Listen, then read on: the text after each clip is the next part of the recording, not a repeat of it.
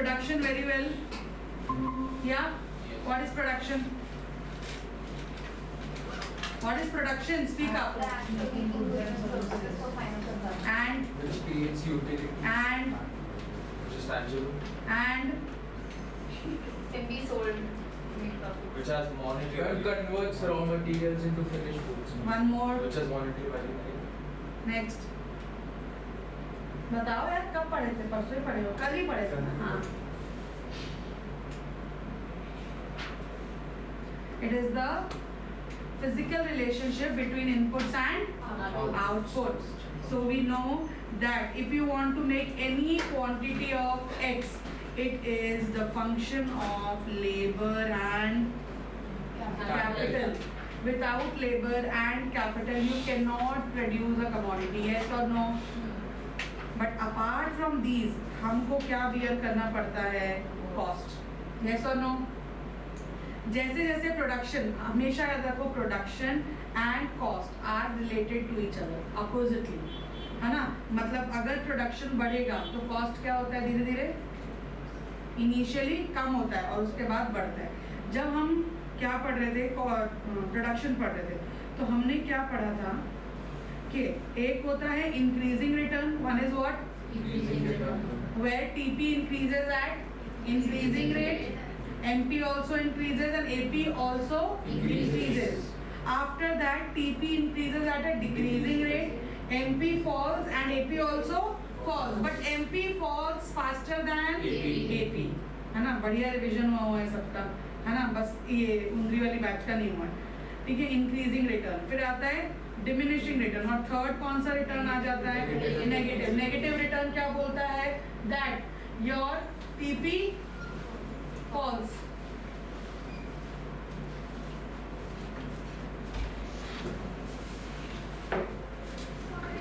Okay. TP क्या होता है? टीपी फॉल होता है. MP becomes negative and AP also fall. Can AP be zero or negative? No. AP can never be zero nor negative. Yes or no? Yes. So अब ये देखो, initially जब production आपका increase होता है, तो it increases at which rate?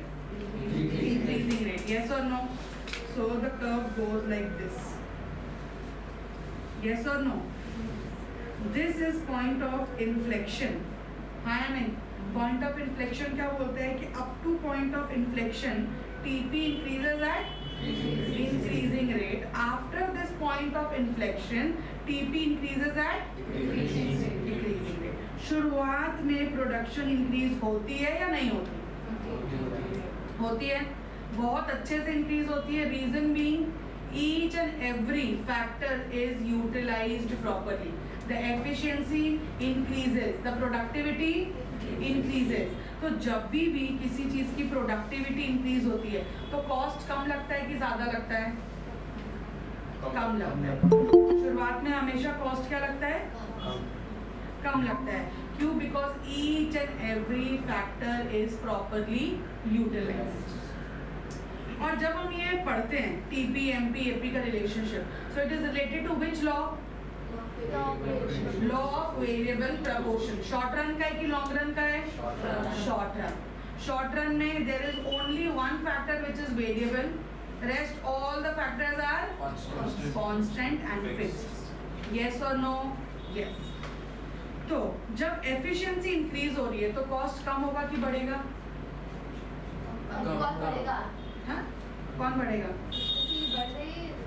नहीं, efficiency बढ़ रही है, प्रोडक्टिविटी बढ़ रही है, इंक्रीजिंग रिटर्न चल रहा है तुम्हारा, तो कॉस्ट कम होगा कि बढ़ेगा?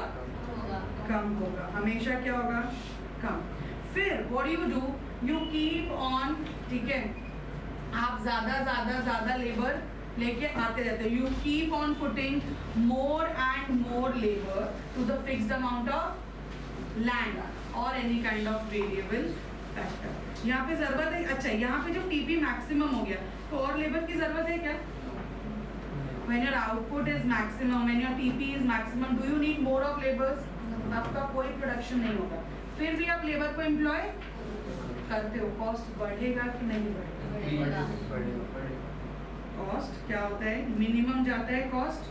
ठीक है, अपने पॉइंट पे. और फिर क्या होता है?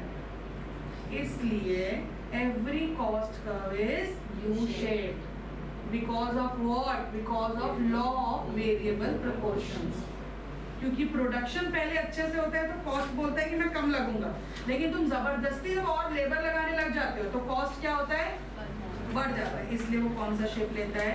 U shaped. Are you understanding or not, Rudra? So every most of the cost curve, जैसे average variable cost, average cost, ये सारे मार्जिनल कॉस्ट जो मेन कॉस्ट है प्रोडक्शन के, वो सब के सब कौन से शेप के होते हैं? U shape. Is it clear? तो एग्जाम में ये क्वेश्चन आएगा, average variable cost, marginal cost, average cost या कॉस्ट से रिलेटेड ये क्वेश्चन आएगा, जिसमें ऐसा कुछ आपको करना ही पड़ेगा और रीजन बताना पड़ेगा कि ये कब ऐसा क्यों होता है. मैंने कॉस्ट के बहुत अच्छे नोट्स लिखवाए हैं, ठीक है? जिसके पास है ठीक है, जिसके पास नहीं है वो फिर हो जाना, ठीक है, कि वो कहाँ से लिखेगा. ये एवरी नोट, ये यू शेप क्यों है, इसका relationship, everything I have made. ठीक है, चलो now come to page 1. Money cost और अकाउंटिंग कॉस्ट. खाली बोर्ड वाले लेटर्स पढ़ेंगे. Money cost refer to money expenses which the firm has to incur in purchasing और hiring what? Factor services. Money cost एक ऐसा खर्चा है जो हर एक फर्म को इनकर करना पड़ता है to buy what? Factor services, the services of a labour, हाँ, या फिर मशीनरीज. कोई भी खर्चा अगर आप फर्म में करोगे to incur production, that is known as which cost? Money cost. पैसा लगता है ना उसमें, यस और नो? आगे आओ. मनी कॉस्ट को एक और नाम से जाना जाता है अकाउंटिंग कॉस्ट और business cost. Very important, they might ask you in MCQs. Again, money payments made by the firm to the owners. Who are the owners of factors of production? Household. Households. Very nice. Households are the owners of factors of production. They provide you what? Factor services. हाँ या नहीं? उनको आप जो भी payment देते हो, ठीक है, पैसों में देते हो, तो उसको हम क्या बोलते हैं? Money payments. Is it clear guys? Any doubt? तो ये वाला जो खर्चा आप करते हो वो बुक्स में दिखाओगे कि नहीं दिखाओगे? दिखाओगे ना?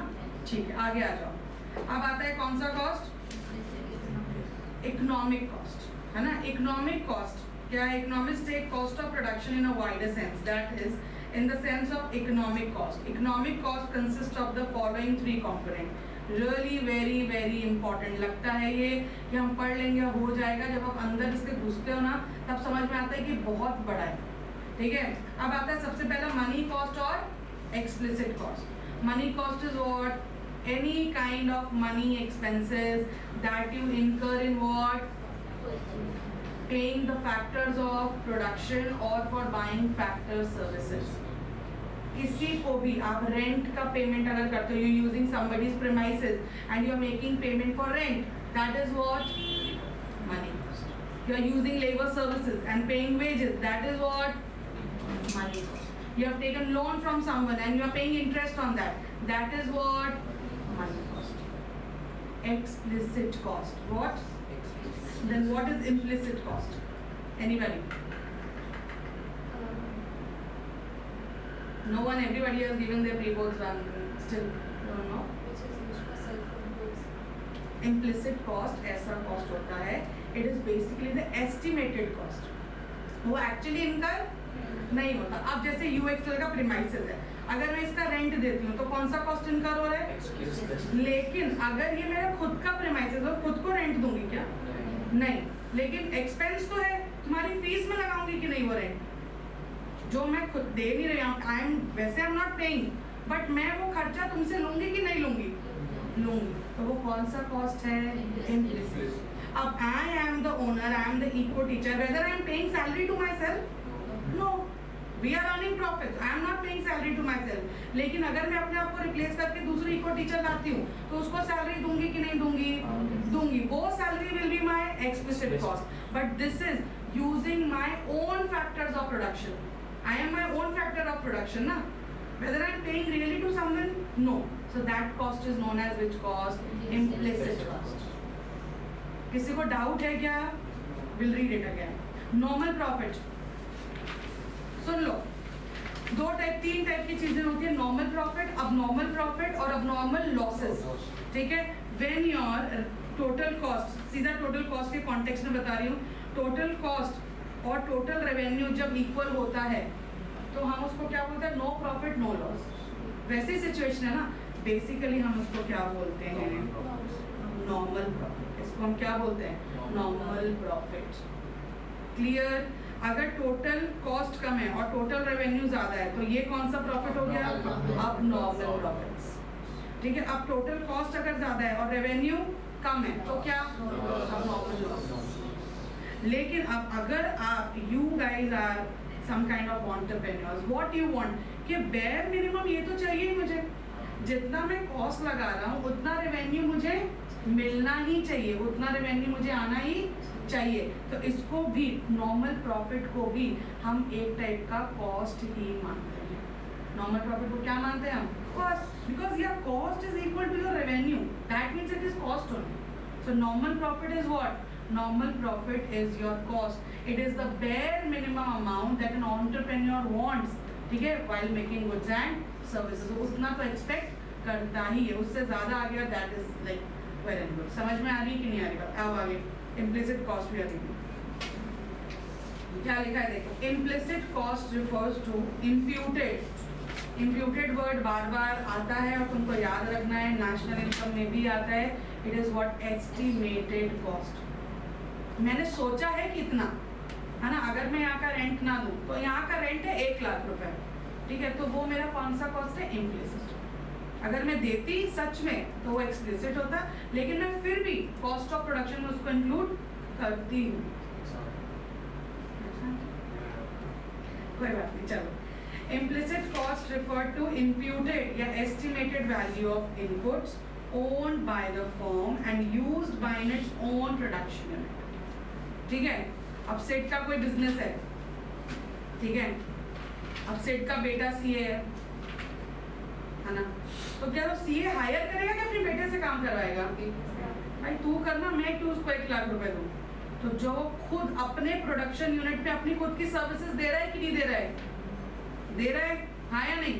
जब वो दे रहा है तो वो कौन सा कॉस्ट है, इम्प्लिसिट।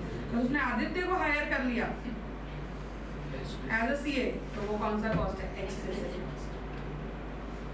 कोई doubt?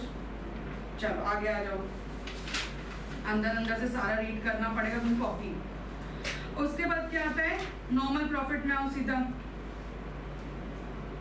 Normal profit is defined as the minimum payment which a producer must get in order to induce him। Induce him का मतलब encourage him, कि push him for something, to undertake the risk involved in the production।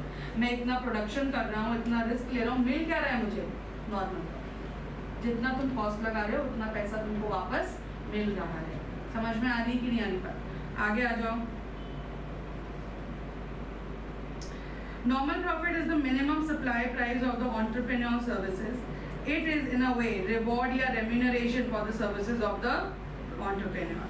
It is part of the cost of production। ये cost of production का part होता है, because unless the entrepreneur expects to get it in the long run, he is not likely to take the production। अगर मेरे को जितना मैं लगा रहा हूँ उतना ही नहीं मिल रहा तो मैं प्रोडक्शन करूँगा क्या? नहीं। क्या मैं वो काम करूँगा जिसमें मेरे को मेरे कॉस्ट ही कवर नहीं हो रहे? नहीं। समझ में आ रही कि नहीं आ रही? इसलिए नॉर्मल प्रॉफिट भी एक तरीके का कॉस्ट है। सीधा आओ नीचे, next paragraph. Economic cost is the sum total of both explicit, implicit and including what, normal profit. Is it clear? Any doubt? ठीक है, तो मनी कॉस्ट और accounting cost are one and the same thing, which is what, explicit cost, जो आप actually pay करते हो। Economic cost में सब कुछ इंक्लूड होता है, एक्सप्लिसिट, इम्प्लिसिट और नॉर्मल प्रॉफिट। गौरी आगे आ जाओ फर्स्ट बेंच में, कम ये बैग हटाओ, वहाँ रख लो, फर्स्ट बेंच पे ही आगे, फर्स्ट बेंच पे रख लो, आपका यहाँ रख लो, सिट टू फार। चलो अब आ जाओ, क्या अपॉर्चुनिटी कॉस्ट। अपॉर्चुनिटी कॉस्ट क्या होता है, कम ऑन फास्ट।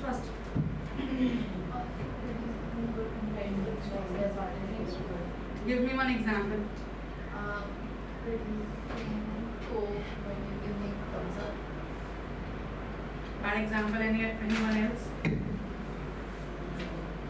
हाँ? बताओ यार. Tea and coffee. अरे बाहर निकलो substitute good से आगे बढ़ो थोड़ा. Expand your mental horizon. Come on. Like one capitalist good and one. तुम 11th में PPC में पहुंचे हो अभी. Producing chairs instead of हाँ बताओ. Explain how. Look, we know we have limited amount of resources. Okay, either we can produce this or we can produce this. If you are producing commodity A and giving a commodity B, so what is the opportunity cost of producing commodity A? B. Commodity B. That is known as the opportunity cost, the next best alternative of wood. Wood का next best alternative क्या है? Commodity A. Because I am giving up commodity B. That is known as the opportunity cost. है ना? तुम्हारे पास 1 घंटे का time है ना? या तो तुम इको पढ़ लो या तो तुम अकाउंट्स पढ़ लो. And you choose to study accounts. है ना? और आपने अकाउंट्स चूज किया. That means what is the opportunity cost of studying accounts? Equal. The resources that you give up. Are you understanding or not? चलो आओ आगे आओ. देखो क्या लिखा है. The opportunity cost of producing any good is the next best alternative good that is given up to produce this good. Are you understanding? 4 line छोड़ो नीचे आओ. The opportunity cost arises because of the scarcity of and the fact that resources have alternative uses. Either you can produce A or you can produce B because your resources are limited. Yes or no? Without? पक्का? चलो आगे आ जाओ सीधा. Real cost. ऐसे तो reading categories नहीं है सब, लेकिन कोई बात नहीं. Real cost refer to effort and sacrifices made by the owners of factors of production used in the production of a commodity. जो लेबर के एफर्ट्स लगते हैं, है ना, उसका मेंटल एफर्ट, उसका फिजिकल एफर्ट जो काम करने में लगता है, उसको हम क्या बोलते हैं? तो इसकी कोई अकाउंटिंग है क्या? ठीक है, इंटेंजिबल है ये. ठीक है, इसकी कोई अकाउंटिंग नहीं हो सकती, है ना. तुम्हारा पैर दुख रहा है फिर भी तुम काम कर रहे हो, तुम्हारा सर दुख रहा है फिर भी तुम पढ़ाई कर रहे हो, लेकिन कोई देखता है क्या? ये सब नहीं देखता. तो इसलिए रियल कॉस्ट कभी भी अकाउंट नहीं होता. कोई डाउट है? उसी पैराग्राफ के लास्ट 3rd लाइन में आओ. Thus, real cost refer to pain, sacrifice, discomfort, and disutility involved in providing factor services required to produce a commodity. However, the concept of real cost has no practical significance because ये क्या है? Subjective concept है related to a person. You are not paying anything. समझ आ रहा है कि नहीं? कोई डाउट है? आगे आ जाओ. Private and social cost. Private cost refer to the cost of production incurred by an individual firm in producing a commodity. Normal जो cost लगता है ना, जो आपका प्रोडक्शन करने में, उसको कौन सा कॉस्ट बोलते हैं? Private cost. ठीक है, आगे आओ. देखो, social cost on the other hand refers to costs that the society has to bear on account of the production. Production हो रहा है बाजू में, यहाँ हमारे यहाँ धूल आ रही है, आवाज आ रही है, इन्वायरमेंट खराब हो रहा है, तो ये कॉस्ट कौन बियर करता है? पूरा सोसाइटी. इसकी कोई अकाउंटिंग है क्या? नहीं. ठीक है, आगे आओ. तो सोशल कॉस्ट क्या है? Private cost plus external cost. Now what is external cost? नीचे आओ.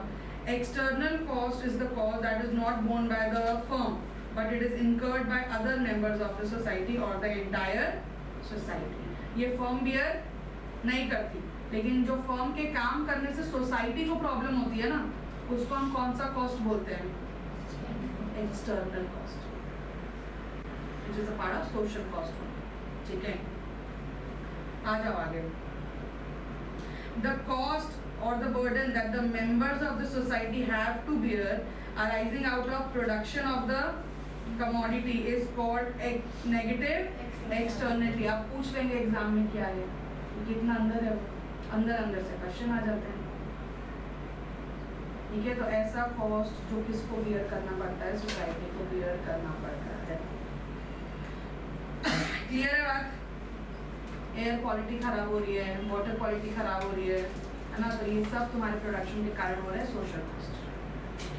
बताओ। Question on opportunity cost. वो जो कल MCQ मैंने solve किया था, हम्म। उसका answer correct था, but I didn't find the link in. I went home and correct, I couldn't find the link. We'll see what was the question. बाकी देखो मैं बाद में। हाँ, करेंगे हम MCQs करेंगे अभी थोड़ा सा।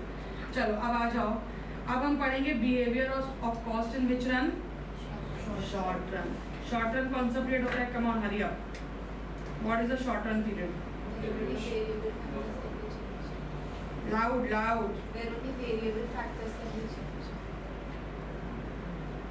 A period in which if you want to increase the output, you can make the changes only in the variable factors and not the fixed factors. Clear है बात? आज देखो क्या लिखा हुआ है। अब जब हम बात करते हैं शॉर्ट रन में, तो शॉर्ट रन में कॉस्ट आता है कौन सा? Fixed cost and variable cost. Here we start the chapter. अब आता है फिक्स्ड कॉस्ट। फिक्स्ड कॉस्ट कौन सा कॉस्ट होता है? Come on come on. बिना प्रोडक्शन के भी जो हमें इनकम करना। Fixed cost is fixed irrespective of the level of output of production. Even if you are incurring no production, even if there is zero production, you still have to bear what? Fixed cost. Fixed cost is paid on the fixed factors of production. Fixed cost किस पे पे किया जाता है? Fixed factors of production. Fixed factors of production क्या है? Labour कैसे fixed होता है? Land, capital, machineries, plant, equipment, electricity, semi-variable, कभी ऊपर नीचे हो सकता है, okay, but still we have to bear it. Salary of the permanent employee, staff, ये सब आपको देनी पड़ेगी। अब UXL में जब बच्चे आ जाएंगे, उसके बाद में बेंच लगवाऊंगी, उसके बाद में ये कंस्ट्रक्शन कराऊंगी क्या? नहीं, ये मेरा कौन सा कॉस्ट है? Fixed cost. Fixed cost basically is that cost that you incur on fixed factors of production. ये तुमको बोलना पड़ेगा कि फिक्स्ड कॉस्ट कौन सा कॉस्ट है that we have to incur on. It is fixed irrespective of the level of output. समझ आ रही है कि नहीं आ रही बात? चलो आ जाओ सीधा फिक्स्ड फैक्टर्स में आओ। डिफरेंस बिटवीन आता है 1 मार्क 2 मार्क, कितने भी मार्क्स का आ जाता है, 2 मार्क्स से ज्यादा का नहीं आ सकता। लेकिन चलो, fixed factors such as capital equipment, factory building, management are the factors the quantity of which can neither be increased nor decreased in the. अब शॉर्ट रन है, स्कैर्सिटी हो गई रिसोर्सेज की, है ना, तो क्या तुरंत नई मशीन लाके तुरंत प्रोडक्शन करके बेच सकते हो क्या? नहीं बेच सकते। शॉर्ट रन में आप फिक्स्ड इक्विपमेंट को चेंज नहीं कर सकते। अगर आपको आउटपुट बढ़ाना है तो you can only make changes in the variable factors. आगे आ जाओ। Fixed inputs do not depend on the level of output. अब वेरिएबल फैक्टर में आओ। Variable factor on the other hand are those factors the supply of which can easily be changed by any desired quantity in the short run. Variable factors ऐसे factors होते हैं जिनकी supply है ना, या जिनका आपको ज़्यादा चाहिए कम चाहिए, you can change them in the short run. अगर प्रोडक्शन बढ़ाना है तो वेरिएबल फैक्टर बढ़ा दो, प्रोडक्शन कम करना है तो वेरिएबल फैक्टर्स कम कर दो। समझ आ रहा है कि नहीं आ रहा है? किसी को डाउट है? पक्का? चलो आगे आओ। Why has given us a table that you must have 4 points? Of difference, या ठीक है, लिख लेना डिफरेंस, तुम लोग भी लिख लेना, खुद से भी लिख सकते हो डिफरेंस, इट्स वेरी इजी। चलो आगे आ जाओ। Corresponding to the fixed factors and variable factors, economic cost is classified into fixed cost and variable cost. देखो अभी इससे पहले हम क्या पढ़े थे? फिक्स्ड फैक्टर्स और वेरिएबल फैक्टर्स। फिक्स्ड फैक्टर्स पे जो कॉस्ट लगता है वो कौन सा कॉस्ट होता है? Fixed cost. वेरिएबल फैक्टर्स पे जो कॉस्ट लगता है वो कौन सा कॉस्ट होता है? समझ में आ रही है कि नहीं आ रही बात? चलो आ जाओ। फिक्स्ड कॉस्ट क्या है? Fixed cost is that cost which is incurred on variable factors. fixed cost is the cost that is incurred on variable factors. मैंने नहीं बोला तुमने ही तो बोला. मैंने नहीं बोला तुमने बोला. I was yawning Ashish. I was yawning ऐसे बोलते बोलते कि वेरिएबल फैक्टर्स. नहीं चलो आ जाओ. चलो come on. Fixed cost consists of salary of permanent staff, interest on borrowed capital, rent of the factory building, depreciation, property tax. ये सब ऐसे cost है which are fixed. ठीक है? Irrespective of the level of output. Variable cost में आओ. Variable cost is that cost which is incurred on variable factors. नीचे आओ सीधा. The short run total cost of production is the sum total of fixed cost and है ना. ये देखो अगर हम बात करें किसकी PC. PC means total cost is the sum total of total fixed cost and total. Yes or no? Yes. So what do you understand by total fixed cost? अभी पढ़ा ना just Total cost incurred on fixed factors. the cost. अरे तनुश्री ऐसे क्या TV से आ रही है ना. तो फिक्स्ड कॉस्ट क्या है? ऐसा cost that you incur on fixed factors of production. Output के साथ ये चेंज होता है कि नहीं होता? नहीं होता. और वेरिएबल कॉस्ट कैसा कॉस्ट है जो आप वेरिएबल फैक्टर्स पे इनकर करते हो. And if output increases, variable cost also increases. Variable cost and output are directly related. Yes or no? अगर आपका output क्या होता है? Increase, तो total variable cost भी क्या होगा? Increase. अगर आपका output क्या होता है? Increase, तो total fixed cost? Same. Constant. ठीक है. आउटपुट कम हुआ तो टोटल फिक्स्ड कॉस्ट कांस्टेंट. उसको कोई मतलब नहीं है. ठीक है. अब आता है कौन सा? Total cost. अच्छा तो क्या टोटल फिक्स्ड कॉस्ट जीरो हो सकता है? Never. कभी नहीं. Total fixed cost can never be zero. Total variable cost zero हो सकता है? Yes. Total variable cost can be zero at zero level of output. तुमको सब समझाना है एग्जाम में. अगर तुमसे पूछा कि हो सकता है तो तुम बस ये नहीं बताओगे हाँ या नहीं. तुमको ये बताना है कि क्यों नहीं हो सकता और क्यों हो सकता है. You have to write the reason even though they are not asking for it. समझ आ रही कि नहीं बात? तो मुझे बताओ क्या टोटल कॉस्ट जीरो हो सकता है क्या?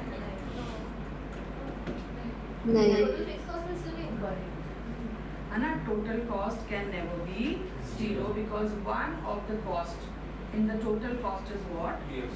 The fixed cost. ये हमेशा ये 10 है और ये 0 है तो ये भी क्या रहेगा? 10. क्योंकि ये 0 कभी हो ही नहीं सकता. कोई डाउट है? पक्का? आ जाओ. चलो टोटल कॉस्ट कर्व्स में आ जाओ. क्या लिखा हुआ है देखो. Total cost refer to total obligations incurred by the firm in producing any given quantity of output.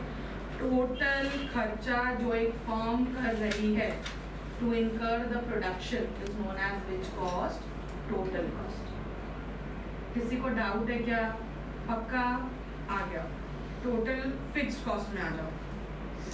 So total fixed cost refer to the total cost incurred by a firm on use of what?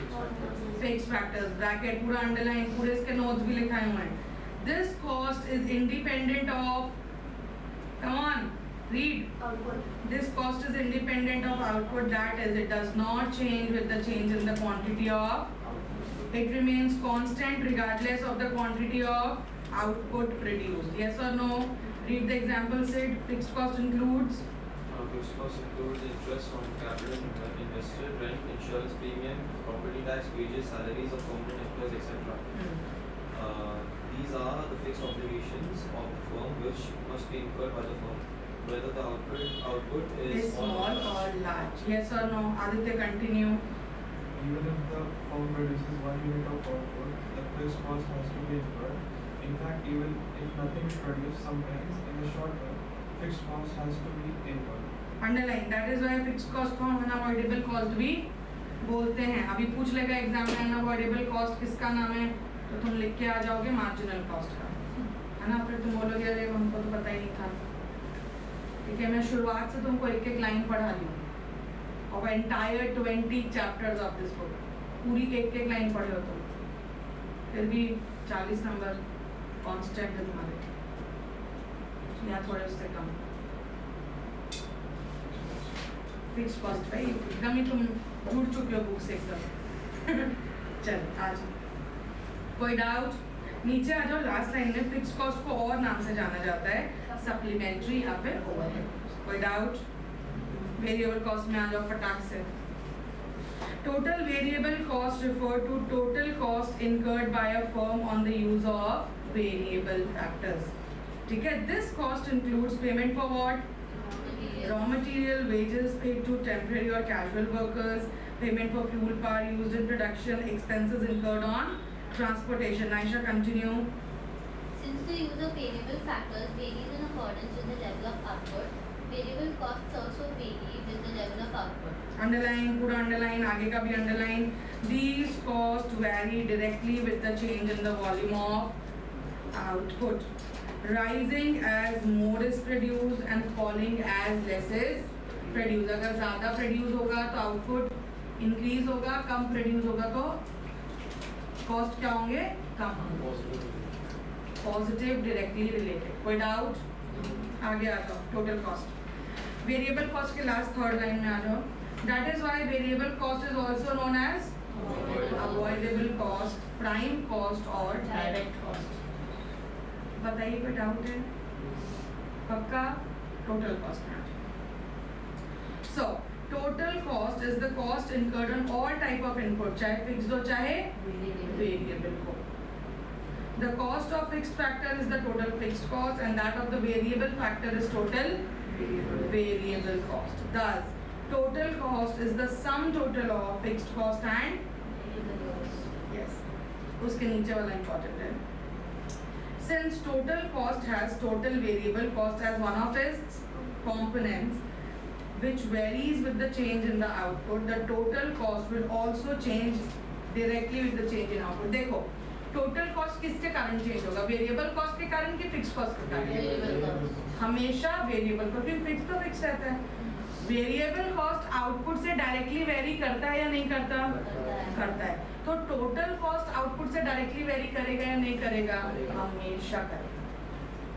समझ में आ रही है कि नहीं आ रही है ये बात? ठीक है, आगे आओ।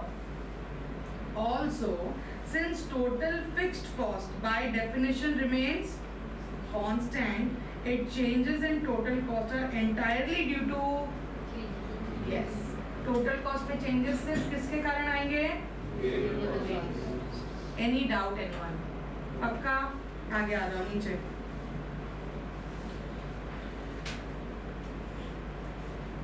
चलो मुझे एक बात बताओ कि जब हम no turning page is nothing, जब हम टोटल कॉस्ट का कर्व बनाते हैं, टोटल फिक्स्ड कॉस्ट का कर्व कैसा बनेगा? From the Linear or non-linear? it is parallel to x-axis. Starts from the y-axis. हाँ, पैरेलल टू x-axis कि y-axis? Parallel to x-axis. Parallel to x-axis। क्या हुआ? सबसे पहले हम क्या बनाएंगे? Total Fixed cost. It starts from any point on y-axis and it is a horizontal straight line parallel to x-axis, जो क्या बोलता है? आउटपुट बढ़ा लो, आउटपुट कम कर लो, कुछ भी कर लो, लेकिन मैं क्या रहने वाला हूँ? मैं रहूँगा फिक्स्ड। अगर जीरो आउटपुट रहेगा तो भी तुमको फिक्स्ड कॉस्ट इनकर करना पड़ेगा। समझ आ रही है कि नहीं आ रही बात? बताओ। चलो वेरिएबल कॉस्ट बताओ भाई। It starts from the origin. It starts from origin. देखो ऐसा तो नहीं होता, पहले कैसा होता है? ऐसा सांप जैसा। तो क्या सांप तो सब अलग अलग है, तो तुम तो ऐसे बना दो कुछ भी। बताओ क्या बोलता है उसको? I want to know clearly. Concave क्या? पहले कॉन्केव होता फिर कॉन्वेक्स होता। No, that's Einstein. Limited S. हाँ बोलो बोलो। Concave downward. पहले कॉन्केव डाउनवर्ड रहता है, फिर कॉन्केव अपवर्ड रहता है। यही बोलना है और यही बनाना है। सांप जैसा, बिच्छू जैसा, वैसा कुछ भी नहीं होता है। क्या पगले लोग हो आई एकदम। ठीक है, देख लो यहाँ देखो ऐसा बनेगा। पहले कॉन्केव डाउनवर्ड दिखाना है, एकदम फ्री हैंड ऐसे, और फिर कैसे दिखाना है ऐसे। क्लियर है बात? बोलो। What is given as ward को छोड़ो तो linear and non-linear. कुछ नहीं आता non linear cos. And the same time. What is over? Over means over, extra, extra and above. ठीक है? मतलब एक वार्ड ने पढ़ाया है सेंट मैरीज को और किसी स्कूल ने किसी को नहीं पढ़ाया, तो बोर्ड पेपर में क्यों आएगा वो? अगर होता तो इसलिए तुमको नहीं पढ़ना है, जो मैं पढ़ा रही हूँ सिर्फ वही पढ़ना है तुमको। So cancel. हाँ cancel.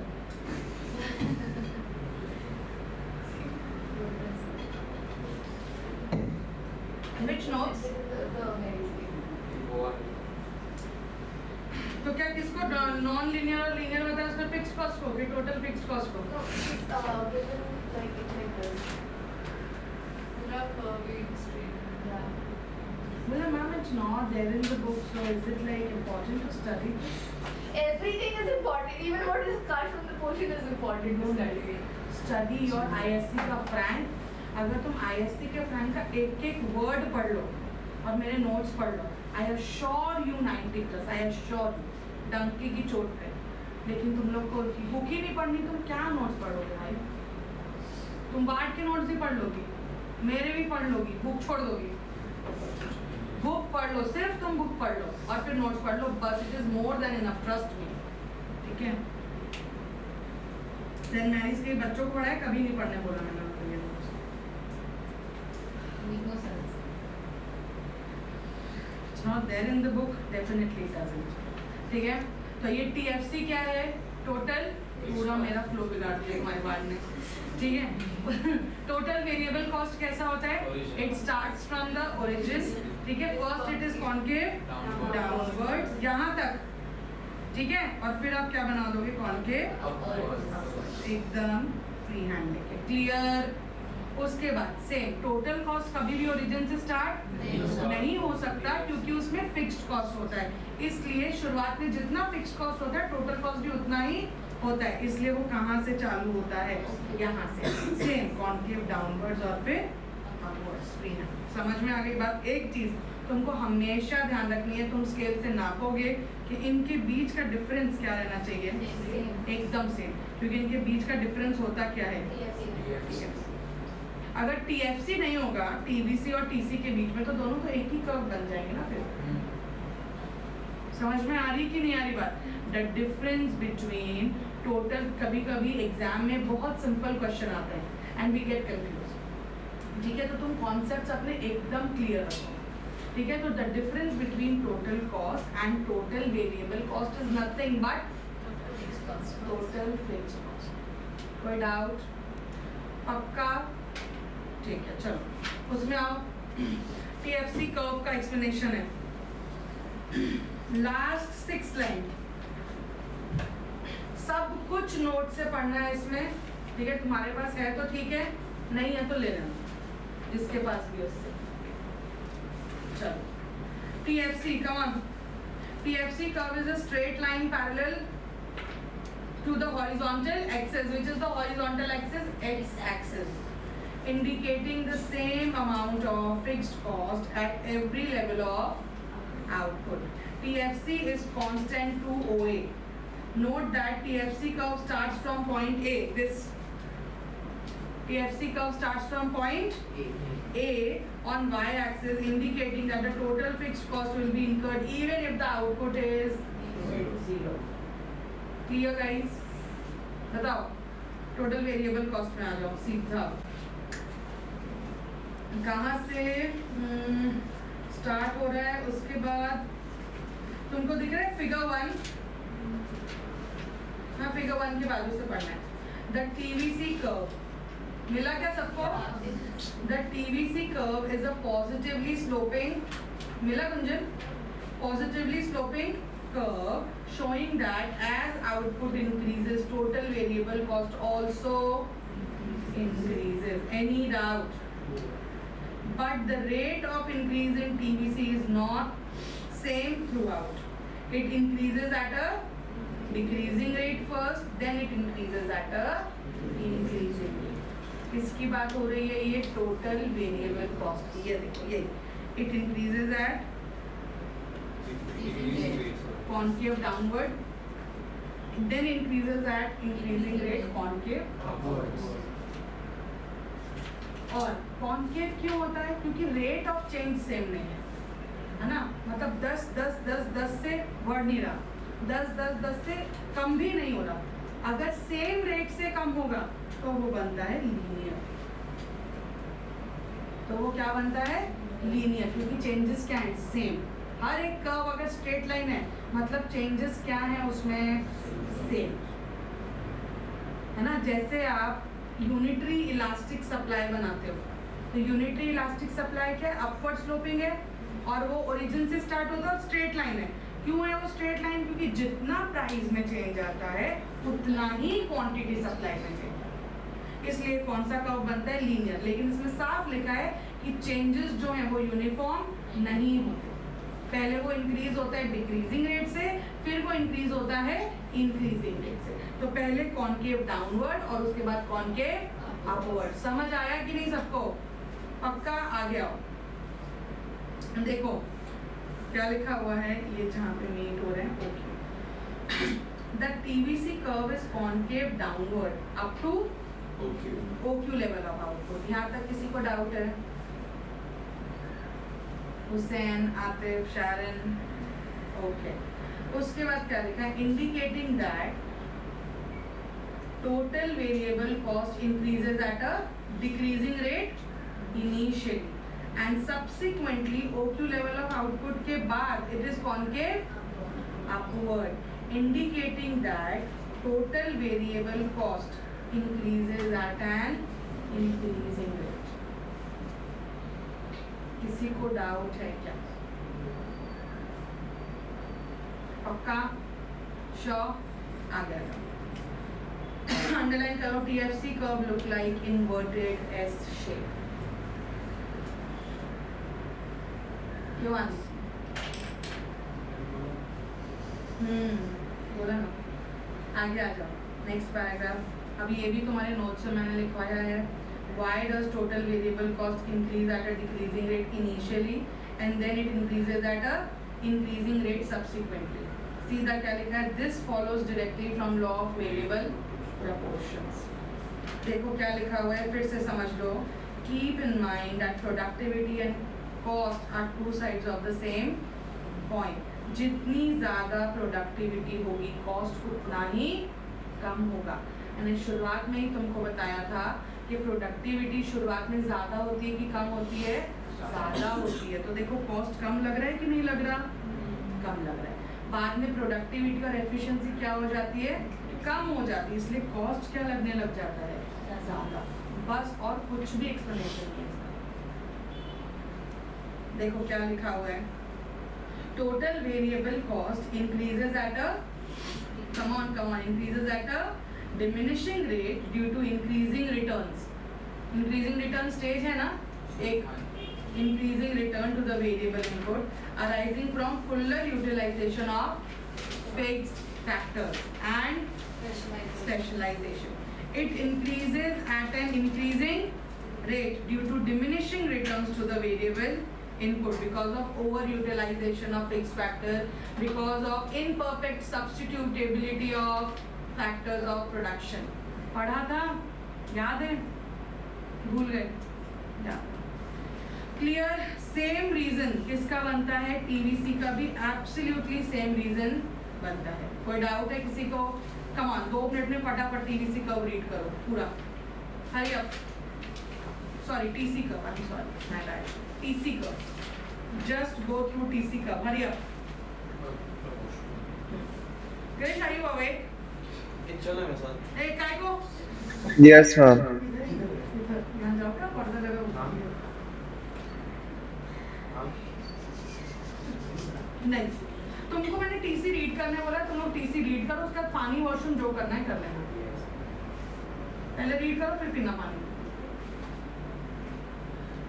Hari up, don't waste time.